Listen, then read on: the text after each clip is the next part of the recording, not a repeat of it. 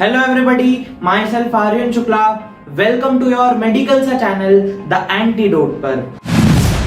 यार आज के इस एपिसोड में हम डिसऑर्डर सीरीज के लेक्चर 2 को स्टार्ट करेंगे और आज के एपिसोड में हम रेस्पिरेटरी डिसऑर्डर के सेकंड डिसऑर्डर जो कि एम्फाइसीमा एनसीईआरटी में दे रखा है। अभी हम एनसीईआरटी के ऑर्डर को लेके चलेंगे, उसके बाद जो एक्स्ट्रा रेस्पिरेटरी डिसऑर्डर हमें पढ़ने होंगे नीट के लिए वो कवर कर लेंगे। ठीक है, तो पहले हम अस्थमा पढ़ चुके हैं। जिन्होंने वीडियो जाकर के नहीं देखी है वो जाकर के देख लें, मैं डिस्क्रिप्शन में लिंक डाल दूंगा। ठीक है, आई बटन पे भी क्लिक कर सकते हो आप।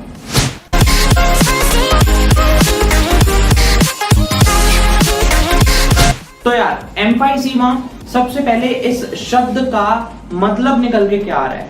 एम्फाइसीमा का मतलब निकल के आ रहा है शॉर्टनेस ऑफ ब्रेथ। मतलब ऐसा लगेगा कि सांस की कमी हो रही है, शॉर्टनेस ऑफ ब्रेथ। या इसका एक और मतलब निकल के आता है फुल ऑफ एयर। मतलब आपको ऐसा लगेगा कि अंदर सांस ऑलरेडी है, सांस लेने की जरूरत नहीं है। मतलब ऐसा लगेगा कि लंग्स के अंदर हवा है, सांस लेने की जरूरत नहीं है। ठीक है, ऐसा लगेगा, इसका मतलब ये है। ठीक, तो सबसे पहले इस डिजीज में होता क्या है? होता ये है कि जो आपकी एल्वेलाई है, कैसे देखो, ध्यान सुनिए। पहले ट्रेकिया था, फिफ्थ थोरैसिक वर्टिब्रे पे डिवाइड कर गया, ये पिछले लेक्चर में बताया था। ब्रोंकाई, ब्रोंकाई, फिर primary bronchi, secondary bronchi, tertiary bronchi में डिवाइड करते हैं। वो टर्शरी ब्रोंकाई फिर ब्रोंक्यूल्स में डिवाइड करेंगे। ब्रोंक्यूल्स भी दो टाइप के होते हैं, टर्मिनल ब्रोंक्यूल्स और रेस्पिरेटरी ब्रोंक्यूल्स। ठीक है, रेस्पिरेटरी ब्रोंक्यूल्स के बाद फिर आ जाएंगे अपने एल्वियोलाई। ठीक है, पहले एल्वियोलार डक्ट आएगी, फिर एल्वियोलाई आ जाएगी। एल्वियोलाई क्या होती है? Site of exchange of gas, है ना, जहां से गैसेस का एक्सचेंज होगा।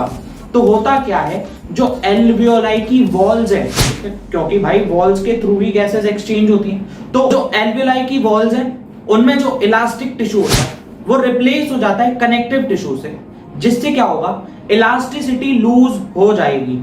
और इस सब के चक्कर में क्या हो गया, जो एनसीईआरटी में लिखा हुआ है पॉइंट कि एल्वियोलार वॉल्स गेट डैमेज्ड। ठीक है, यानी अब ये जो एल्वियोलाई की वॉल है वो डैमेज हो जाएगी।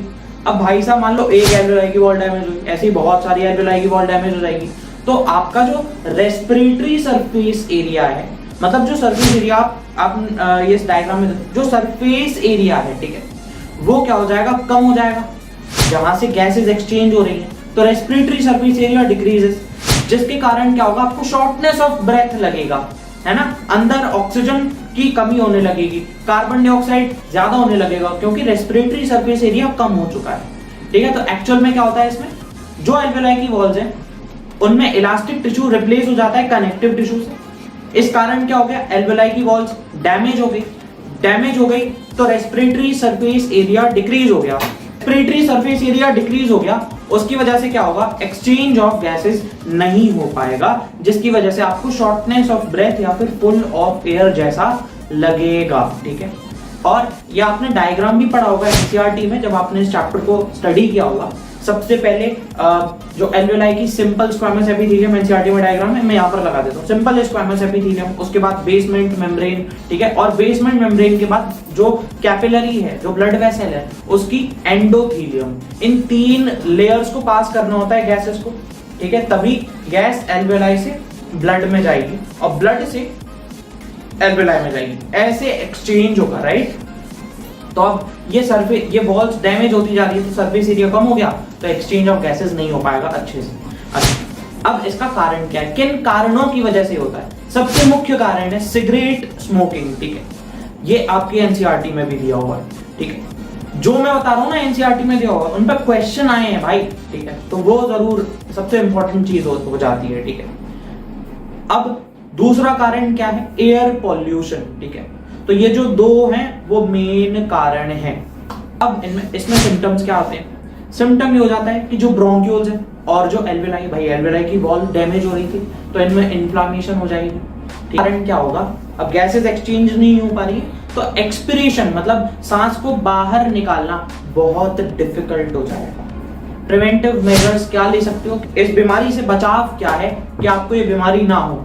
सबसे पहला है कि स्मोकिंग आप अगर करते हैं तो छोड़ दें, और आप अगर नहीं कर रहे हैं तो कृपया फ्यूचर में स्मोकिंग ना करें, ठीक है। दूसरा, एयर पोल्यूशन को कम किया जाए ताकि एम्फाइसीमा ना हो, या आप किसी ऐसी जगह पर काम करते हैं जहां एयर पोल्यूशन हो रहा है तो मास्क का यूज करें, ठीक है। रोड पर जा रहे हो आप, जहां धूल उड़ रही है आपके आसपास, तो मास्क का प्रयोग करें। तो ये 3 प्रिवेंटिव मेजर्स हो गए।